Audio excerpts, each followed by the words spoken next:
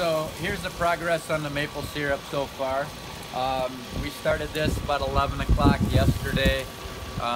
We did, just load it full of wood and shut the blower off for a little while to go collect sap last night for about 2 or 3 hours.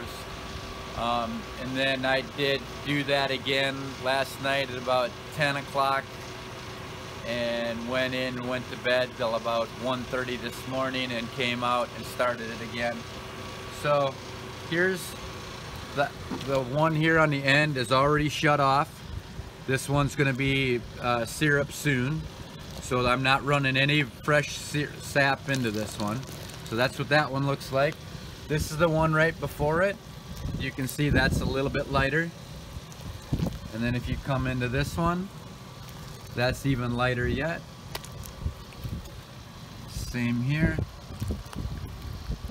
And then this one here is just a little tinge of color in that one.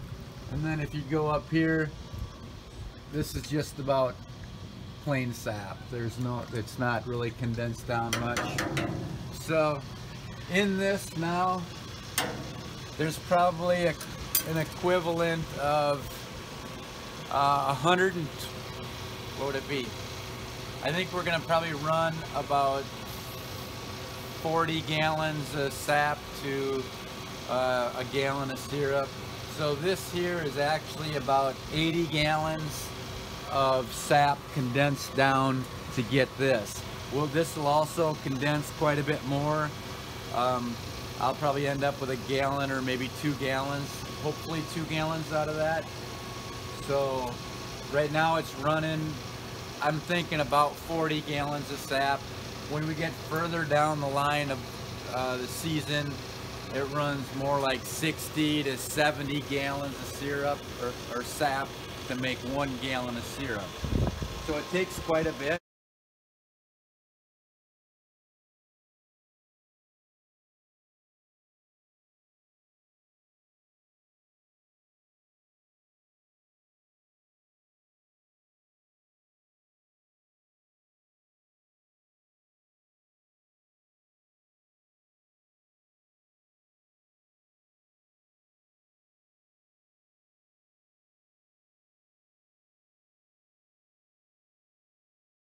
So I'm going to go ahead and just load this up again.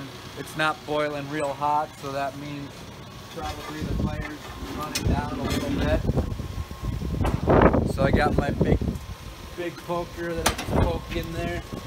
You'll kind of be able to tell once I start messing around down here how much more the fire starts raging again, and then you can see how much more steam is actually being evaporated off of there. So I'm just putting a few pieces in at a time while I'm here so I don't choke it out. So if I just put like 2 or 3, 4, 5 pieces in, depending on how it's coming up around the pieces, then I can kind of poke some of them to the back and then just kind of stir it up.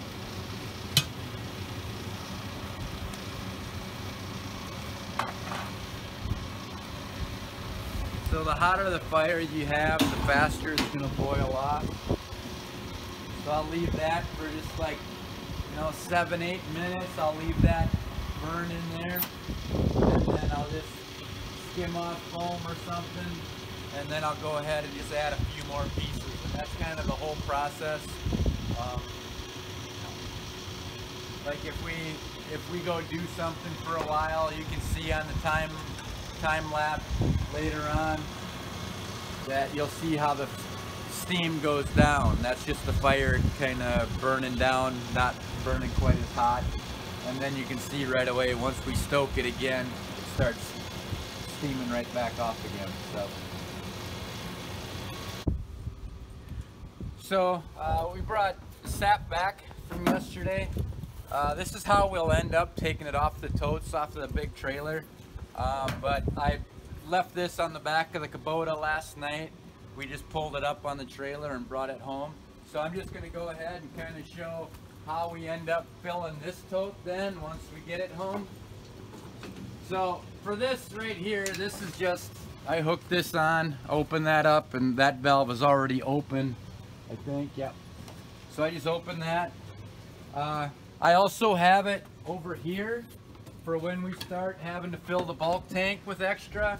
I got the same type of valve on here. I just hook it on and then I can pump the sap into the tank here.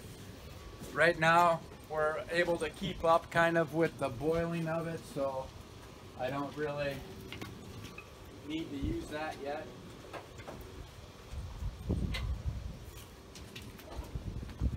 So got that on. Those.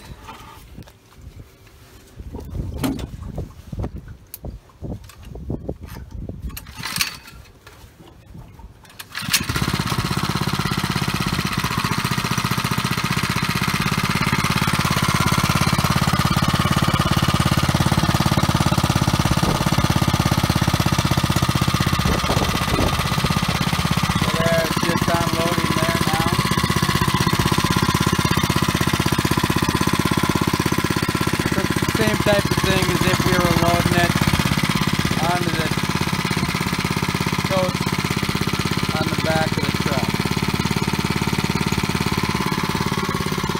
See that leaking over there, and then tighten all that down. I'll have to go through and put some pipe tight on there. But now once we go ahead and fill that bulk tank up, then we'll set it up that we just pump directly from the bulk tank up into here. This is just my gravity tube, so I can adjust it into the evaporator.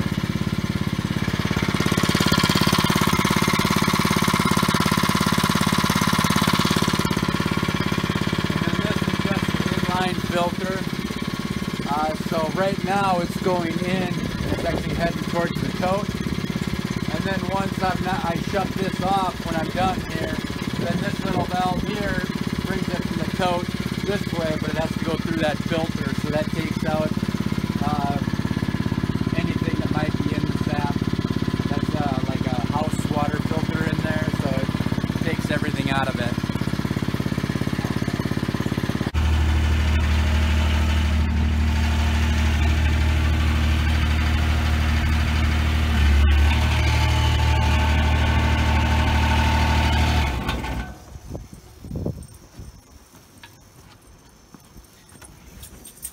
Okay, so we're going to take this all off because we're going to use this to go get wood today. But like I was saying, this was just in here because we didn't put it into the tote last night.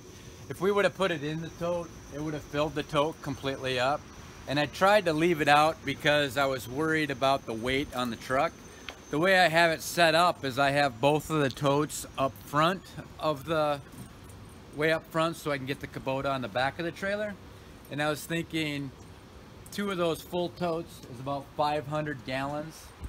So it's around 4,500 pounds. But when that's on the front side of the trailer, all that weight is actually on my truck. It is a Dodge heavy duty 3/4 ton, so I wasn't real worried about it. But then once I go ahead and drive the Kubota on, that's also another 1,700 pounds. So, and then I was kind of worried about coming down the hills with it. So I thought if I left more weight on the Kubota, it would be back on the trailer to kind of offset the weight of the front. But we have to back the Kubota on. So actually all the weight was up front anyway, but we made it home. No problems with the truck at all. I was a little worried, and then we left it on last night, so I actually went ahead and put the jack down to kind of take the weight off of the truck last night, so it wasn't sitting on the springs all night long. But yeah, so that's why it was on here. We'll have to do the same thing. I ended up using the skid steer to take the totes off the trailer, which works pretty decent, and I actually went ahead and put one right up there. So I don't know if we'll continue to, you know, pump them up into there, or if I'll just set them there as I bring them home to cook them off. The only thing would be is if we would happen to go out tomorrow and get another 500 gallons, you know, this one will be empty, but I still have another full tote in the shed there kind of in the shade so the sun doesn't hit it and heat it up. If I end up getting another 500 gallons tomorrow, I'm gonna have to start using the bulk tank because the sugar content in the sap makes it spoil real quick, so you don't want to let it get too warm. So yeah, that's how we did it, and that's why it was still on here when we came home last night.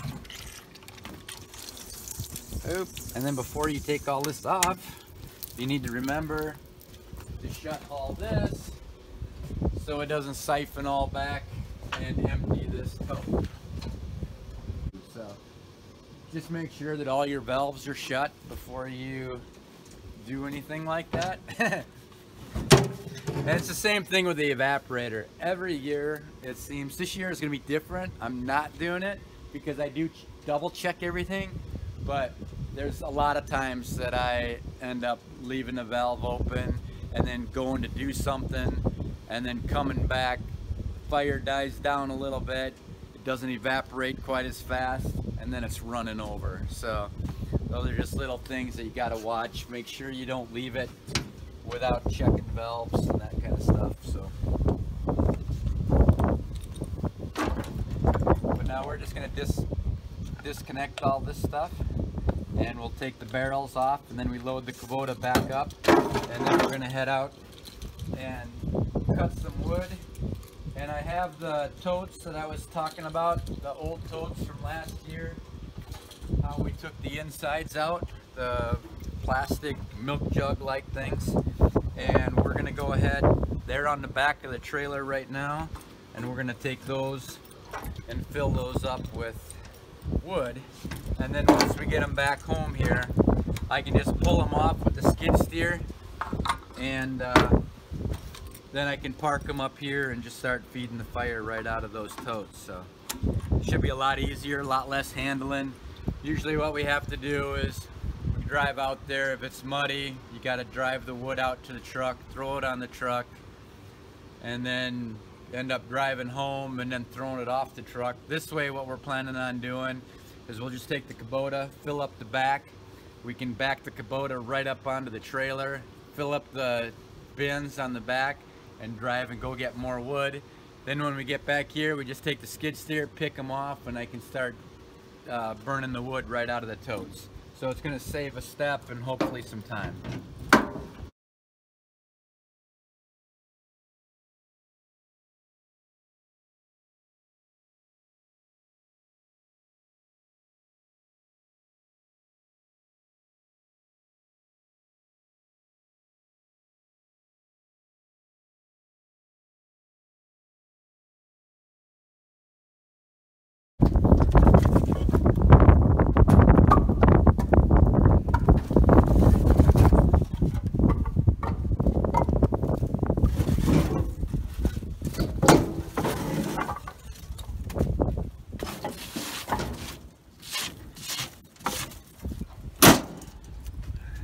So this is what we do with the extra totes after we're done with them and we can't use them for maple syrup anymore. We did the video on how you take these apart, you take the bolts out, and then you can pull the big plastic container out. This works good for loading with wood, and then I just come with the skid steer and I can pull this off so we don't have to unload it at home. I'll set this right up by the evaporator and I can start pulling wood out of it. What we'll probably end up doing is we'll probably cut like in here so it's easier to reach in, because like right now once you get in there it's hard to reach to the bottom, but if that was gone to here we could still stack it up over the sides and then you could still reach in and grab the stuff out of the bottom.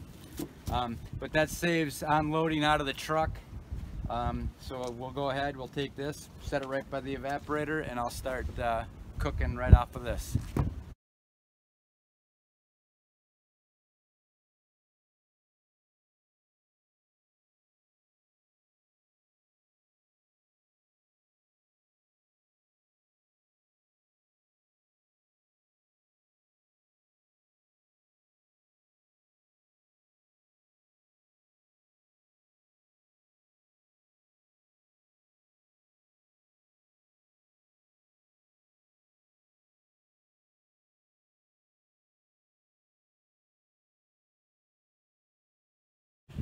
So I'm Bill from My Fine Homestead, and we just got done loading some wood, bringing it up out of the bottom with the Kubota and throwing it into some of these totes, the outside cages of them. Just one use that we use the extra totes for. One side don't need them for sap.